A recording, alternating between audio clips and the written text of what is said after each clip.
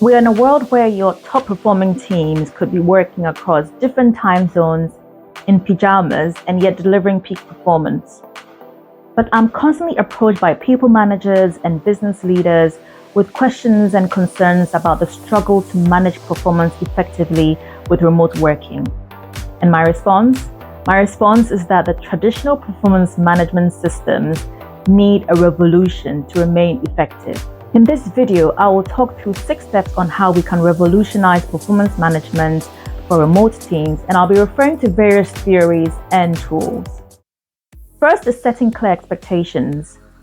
The traditional performance management model focused on proximity, hours worked, and in-office interactions. It was rigid and designed to support the Industrial Revolution.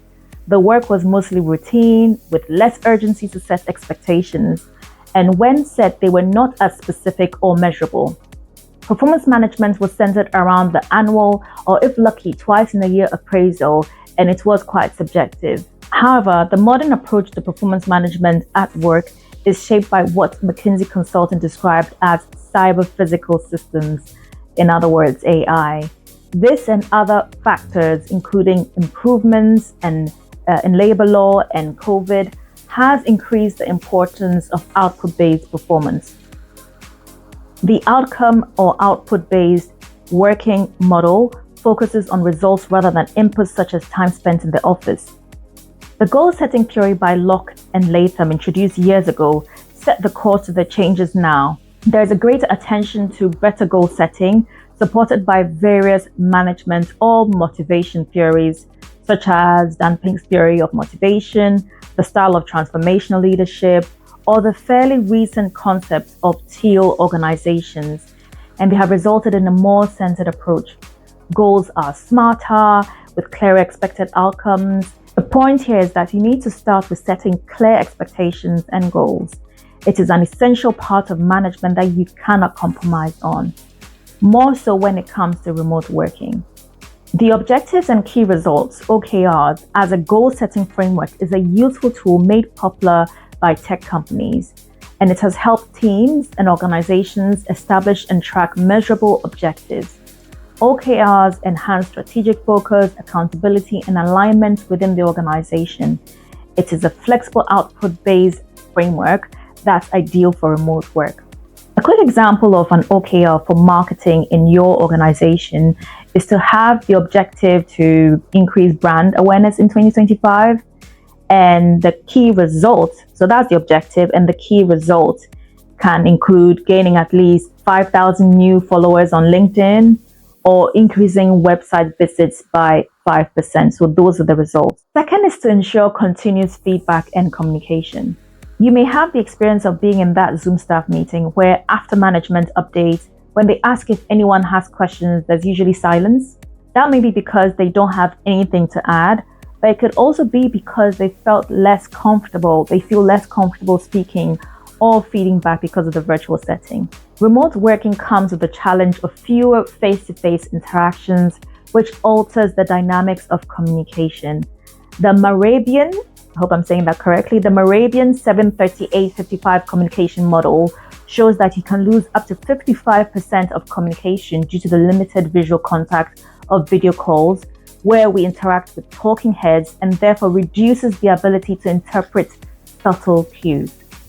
This can lead to misunderstandings or a lack of emotional connection, particularly when discussing sensitive or complex issues. Written communication also lacks tone and body language. It makes it harder to interpret intent and potentially leading to misunderstandings or strained relationships. I am definitely one to call when an email communication starts to ping pong.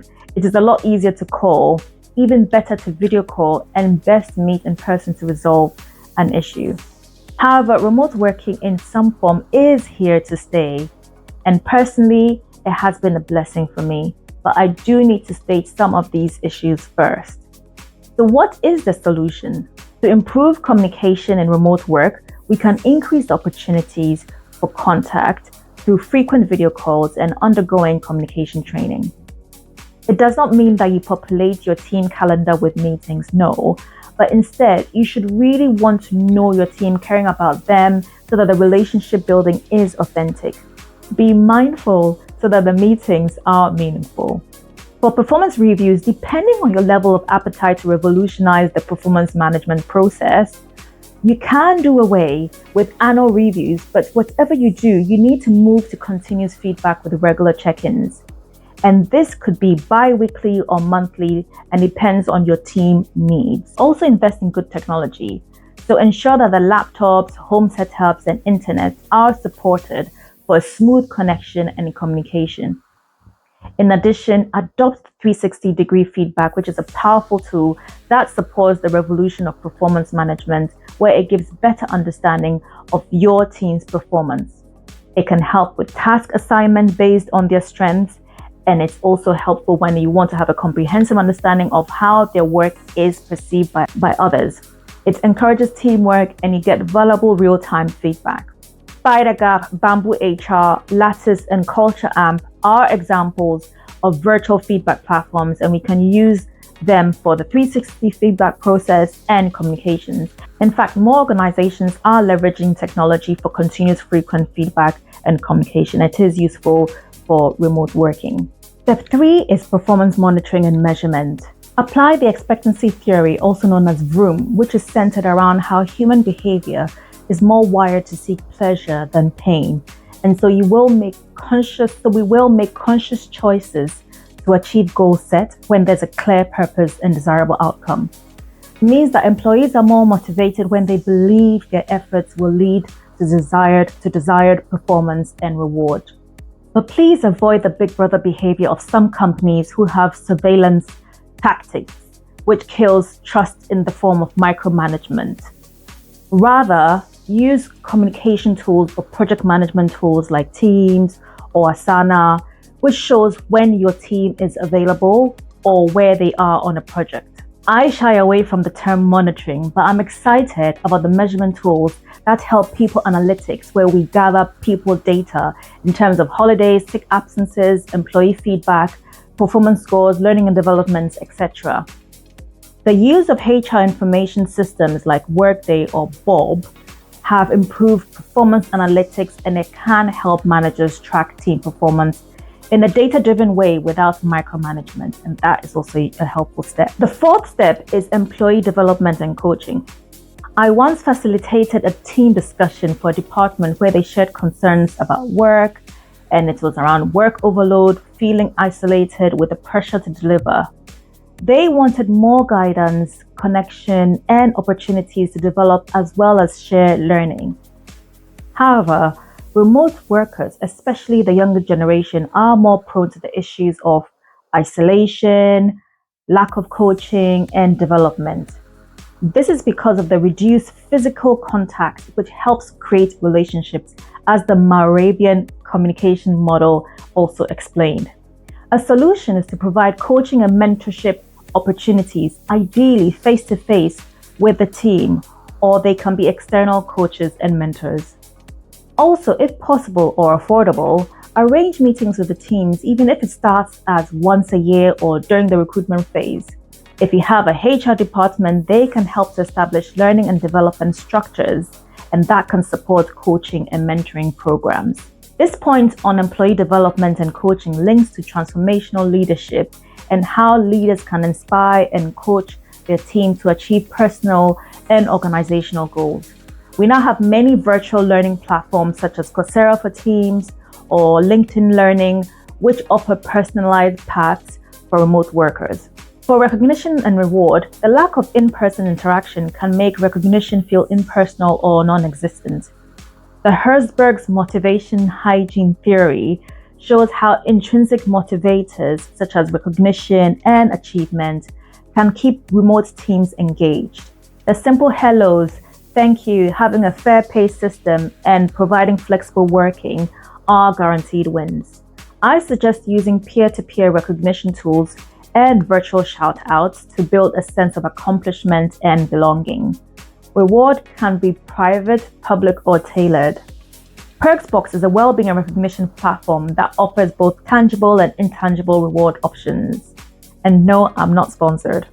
The last step is about managing underperformance. It's hard to have difficult conversations, even more so when it's through a screen. The challenge here is identifying and addressing underperformance in remote settings, which can be tricky without understanding employee demands, workload, or other personal challenges added on to the lack of face-to-face cues. As a solution, I emphasize the need for evidence-based performance conversations and the use of clear metrics to assess remote employee contributions. It goes back to the goal setting, clear expectations, or OKR frameworks. Having an agreed plan that is frequently referred to with regular check-ins and continuous feedback will make the management of underperformance easier and more transparent so that you can confidently address issues. However, don't make it personal and address the issue so that the focus is on the problem and how you can both resolve this. Do refer to the organization's HR policies or ACR's guidance on employment law for support. I will have an in-depth video on this, so don't forget to subscribe to be notified. Thanks for staying till the end. The key takeaways are to set expectations, ensure continuous feedback, leverage technology to improve communication and measuring tools, create development opportunities, and promptly address underperformance, as well as reward your team's work. My final thought is that performance management in the remote work era is about flexibility, trust, and empowering your team to deliver results no matter where they are. Thanks for watching, and hope this helps you to reflect on how you can implement these practices in your teams. Please comment on your biggest challenge in managing remote teams and how you overcame them. See you soon.